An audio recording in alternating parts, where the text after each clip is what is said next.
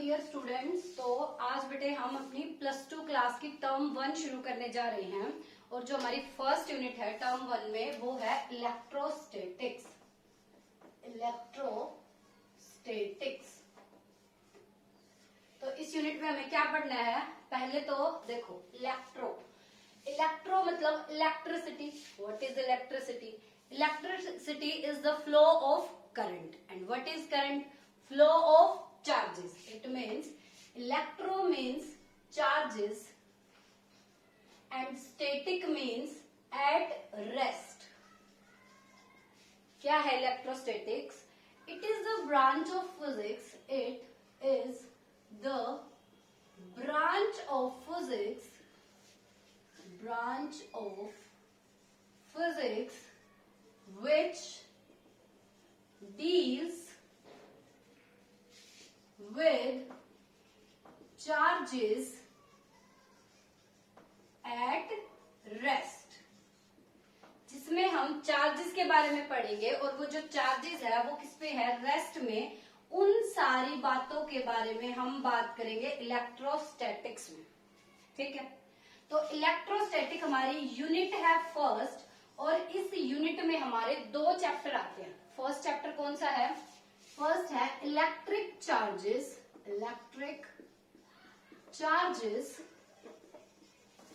And field.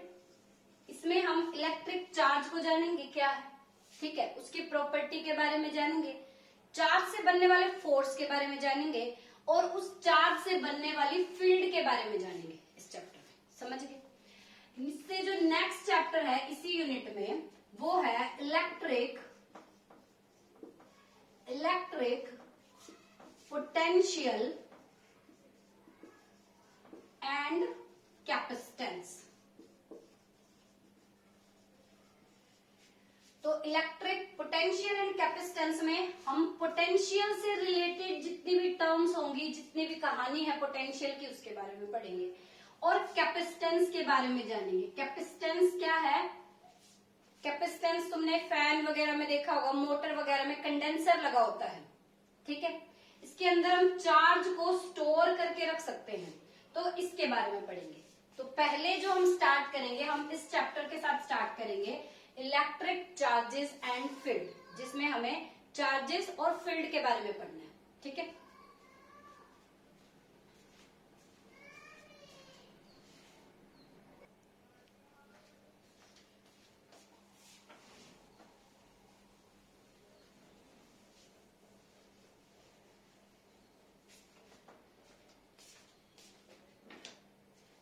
First जो chapter आज हमें शुरू करना है वो है electric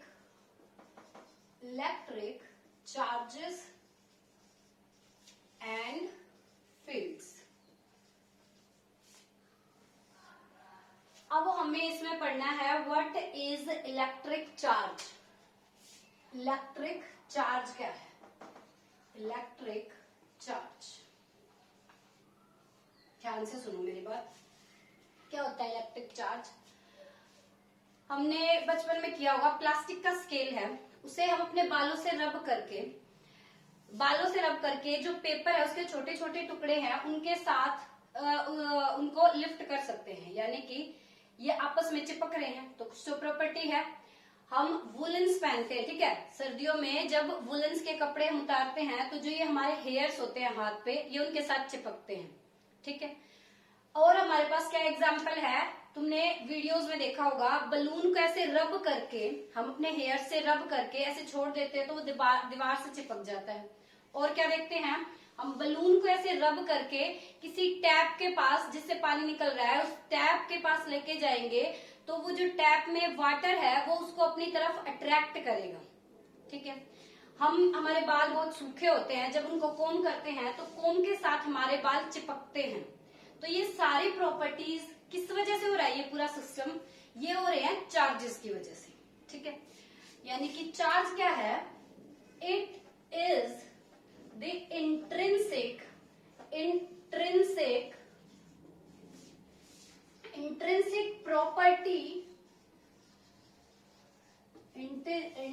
property of matter which gives rise to electric force. Electric force का मतलब क्या है? अभी मैंने एग्जांपल दिया कि हमारे जो हेयर्स है कोम के साथ स्टिक हो रहे हैं, उससे चिपक रहे हैं, ठीक है, उसको अट्रैक्ट कर रहे हैं। हम क्या करते हैं, हमारे जो हेयर्स है टीवी की स्क्रीन के पास ले जाते हैं, तो ये भी हमारे क्या है, उसकी तरफ एक अट्रैक्शन शो करते हैं। तो ये जो अट्रैक्शन और रिपल्शन शो कर रहे हैं ना, ये इलेक्ट्रिक फोर्स की वजह से होता है। इसे रिलेट करके समझो। हमने सॉरी हमने ग्रेविटेशन चैप्टर में पढ़ा था कि दो मास सिस्टम है, एक ये है, एक मास सिस्टम ये है, this is M1 and this is M2। ये दोनों एक दूसरे को अपनी तरफ अट्रैक्ट करते हैं।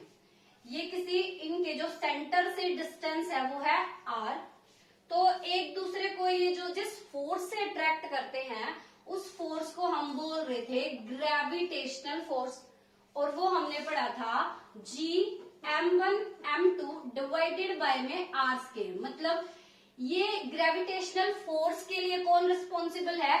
ये मास, ठीक है। सिमिलरली यहाँ पे इलेक्ट्रिक फोर्स के लिए कौन रिस्पॉन्सिबल होगा? Electric charge. क्लियर हुई बात? अब हमारे पास है कि इंट्रिंसिक प्रॉपर्टी क्या होती है? इंट्रिंसिक मतलब इनहेरिटेंस, इंटरनल प्रॉपर्टी है, ये बिहेवियर पे डिपेंड करेगी, उसके अमाउंट पे डिपेंड नहीं करेगी।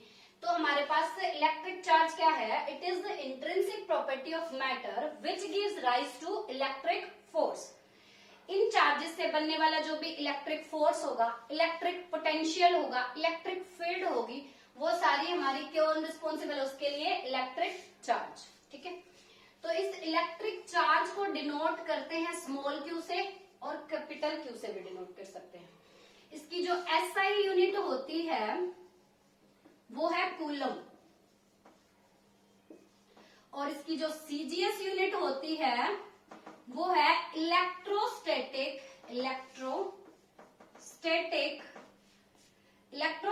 यूनिट, या फिर स्टेट कूलम भी बोल सकते हैं। Stat coulomb 1 coulomb is equal to 3 into 10⁹ stat coulomb के इक्वल होता है। ये कुछ डाटा है जो आपको याद रखना है। इतनी बात क्लियर हुई?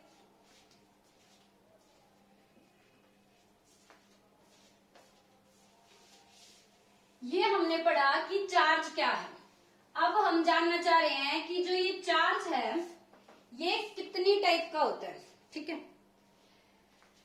Types of charges, types of charges कैसे? मान लो इसको हम एक एक्सपेरिमेंट से समझते हैं। ये हमारे पास एक ग्लास रोड है, this is the glass rod, और ये हमारे पास एक सिल्क क्लॉथ है, silk cloth. Both are electrically neutral, और अभी ये इलेक्ट्रिकली न्यूट्रल है। इलेक्ट्रिकली न्यूट्रल होने का मतलब है इसमें न्यूट्रॉन एंड प्रोटॉन यानी कि जितना भी जो चार्ज है वो बैलेंस्ड कंडीशन में है, इसका मतलब ये है, ठीक है। अब हम क्या करेंगे, इस ग्लास रोड को और इस सिल्क क्लॉथ को यहाँ पर आपस में एक दूसरे के साथ रब करेंगे, रबिंग ईच अदर या अगेंस्ट ईच अदर लिख सकते हो, रबिंग अगेंस्ट ईच अदर, ठीक है। जैसे हमने इसको रब किया, इलेक्ट्रिकली न्यूट्रल होने का मतलब था इसके अंदर उतना ही पॉजिटिव चार्ज है उतना ही नेगेटिव चार्ज है, ठीक है।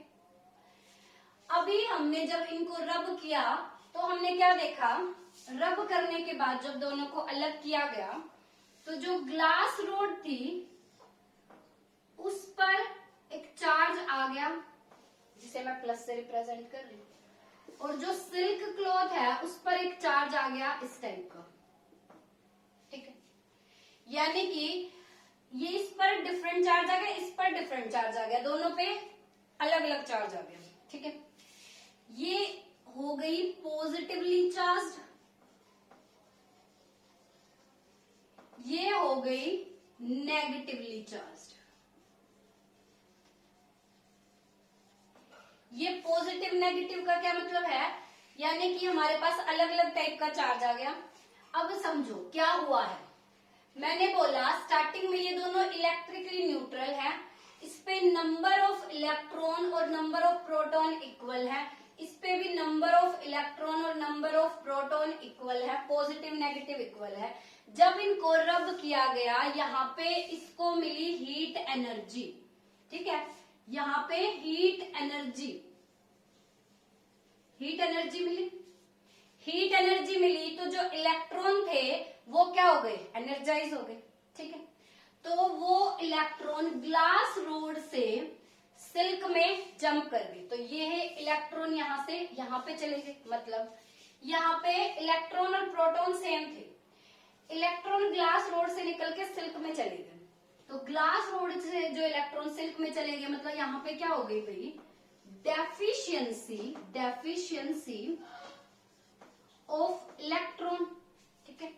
जिसके अंदर जंप किया है उसमें क्या हो गई, एक्सेस ऑफ इलेक्ट्रॉन, ठीक है ना। तो अब हमें इससे पता चला जो चार्ज है ना वो हमारा 2 टाइप का है। वो 2 टाइप कौन सी है, पॉजिटिव चार्ज और नेगेटिव चार्ज। पॉजिटिव चार्ज कौन सा है, charge develop on a glass rod, and negative charge कौन सा है, charge that develop on a silk cloth, ठीक है। जो हमारे पास पॉजिटिव चार्ज है इसका एक साइंटिफिक नाम है विट्रस, ये कई बार पूछ लेते हैं बेटे तो ध्यान रखना। और जो नेगेटिव चार्ज है इसका भी एक नाम है रेजिनस, ठीक है। ये आता है, देख लेगा स्पेलिंग अपनी, ये आता है रेजिनस, ठीक है। अब क्वेश्चन दिमाग में ये आना चाहिए, जब हमने रब किया पता चल गया भाई अपोजिट 2 टाइप का अलग अलग चार्ज है, एक पॉजिटिव एक नेगेटिव। क्वेश्चन माइंड में ये आना चाहिए जो ग्लास रोड है इसी पर क्यों पॉजिटिव चार्ज आया, और जो हमारे पास सिल्क क्लॉथ है इसी पर क्यों नेगेटिव चार्ज है, ठीक है ना। तो सुनो,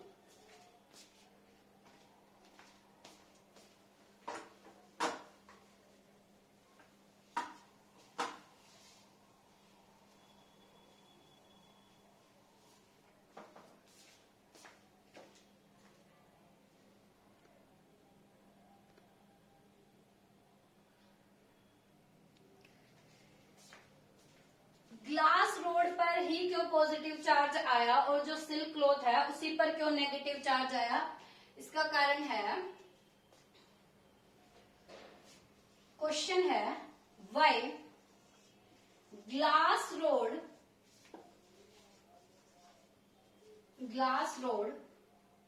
positively charged while silk cloth negatively charged. ऐसा क्यों हुआ, मतलब ऐसा क्यों नहीं हुआ कि ग्लास रोड पर नेगेटिव क्यों नहीं आया, तो उसका रीजन है बेटे वर्क फंक्शन। क्या है work function, work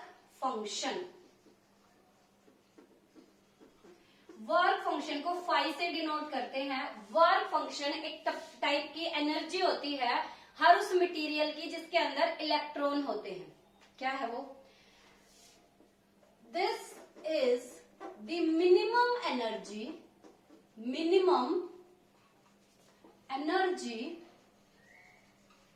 required to electron take out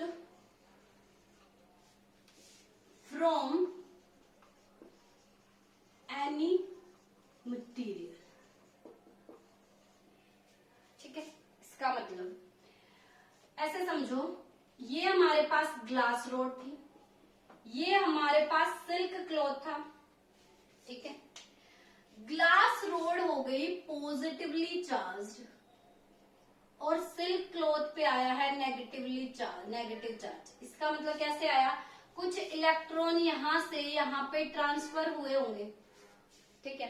तो इलेक्ट्रॉन कैसे ट्रांसफर हुए, जैसे हम इन दोनों को रब कर रहे थे, तो हम इनको रब करते गए तो एक हीट एनर्जी प्रोड्यूस हो रही है, इलेक्ट्रॉन को हीट एनर्जी मिली। जैसे हमने उसको रब किया, इलेक्ट्रॉन को 1 जूल एनर्जी मिली। ये लगा लो, इसका मान लो वर्क फंक्शन है 5 जूल या 5 इलेक्ट्रोवोल्ट।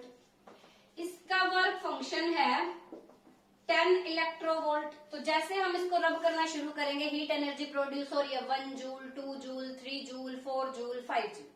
जैसे ही हमारे पास वो एनर्जी 5 जूल पहुंची, तो ग्लास रोड जो है, इसके इलेक्ट्रॉन को सफिशिएंट एनर्जी मिल गई।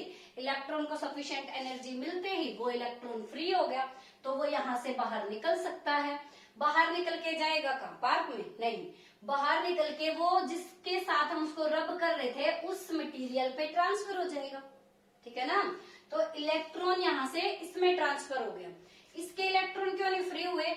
अरे उनको तो 10 इलेक्ट्रोवोल्ट एनर्जी चाहिए थी ना, तो 5 इलेक्ट्रोवोल्ट तो इसे पहले ही मिल गई, 10 तो बाद में आएगी। ठीक है, तो इसलिए इसके इलेक्ट्रॉन जल्दी फ्री होने के कारण इसके इलेक्ट्रॉन ट्रांसफर हो गए किस पे? सिल्क पे।